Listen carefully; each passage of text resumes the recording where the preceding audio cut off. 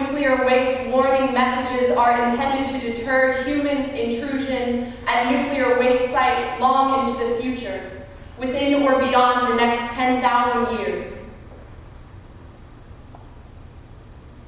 This place is a message. Pay attention to it. We considered ourselves to be a powerful culture. This place is not a place of honor. No highly esteemed deed is commemorated here. Nothing valued is here. What is here was dangerous and repulsive to us. This message is a warning about danger. The danger is in a particular location. The center of danger is here and below us. The danger is still present in your time as it was in ours. The danger is to the body, and it can kill. This place is best left shunned and uninhabited. In 1991, former Harvard President Larry Summers wrote, quote, I think the economic logic behind dumping a load of toxic waste in the lowest wage country is impeccable. Since 1968, the French government has extracted 150,000 metric tons of uranium from Arrington, Niger, enough to power 1/3 of the lamps in the City of Lights. France promised to turn Arrington into Le Petit Paris. Instead, it became the country's dumping ground. For every ton of uranium extracted, 5,000 tons of toxic waste seep into water, soil, sky, Skin, veins, marrow. You splinter our bones into kindling. You hollow out our land into a vessel for your shame. You light our bodies on fire and bask in their warm glow. On Monday, 26 Nigerian school children burned to death in their classrooms. The street lights lining the Champs-Élysées did not so much as flicker.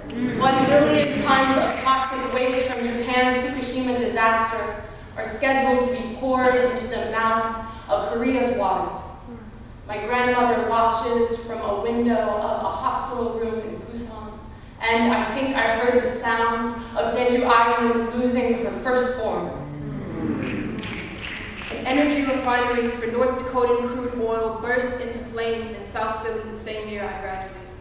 On the other side of the highway, my brother and I raced bikes in the wildlife reserve where all the trees have outgrown us. We pedal until the asphalt breaks and we can hardly catch our breath. Looking out over the wetlands, we count eagles and hawks and we come up short. We wonder where the great blue herons are hiding. Above us, the smoke clouds smear the sky in soot. Thick, winding arrows of smog point us far away from here. My brother exhales borrowed air.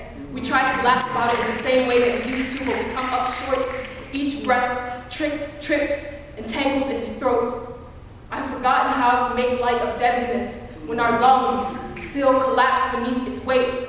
How do we protect ourselves from the air that we breathe? How to tell the difference when clouds that bring rain and clouds that bring ash cast the same shadow. Give me a warning to the kind of danger you can hardly even notice until you are already gasping for air. A white man's last words, and we expected them to be an apology. Tears over whispers into the mahogany confessional. Instead, you offer me your warning. Here is mine. Pay attention to it. You were never powerful, only cruel. Your power derives from how well you could kill, from how little you could honor. Your sweat sticks to you like the stink of your sins. You unholy body, you sickly thing. Teeth rotting and uprooted, exiled to uninhabitable lands. This place was important to us. Decades of your waste live in our bones, and look at the way we still reach for each other sometimes. The way a body refuses to forget its kin. A border dripping with the glowing blood of a people's undoing. I will warn you only once. The center of danger is here in my marrow. My body has no salvation to offer you. Your warning is still stained with our blood. There is sulfur even in your last breath. Paint the sky in sorry. You will never be forgiven. Rub the earth until your arms slack and knees bleed. You will never be clean. Offer us your warning, And we will give it back to you 10,000 times still. In our time, as it was in yours.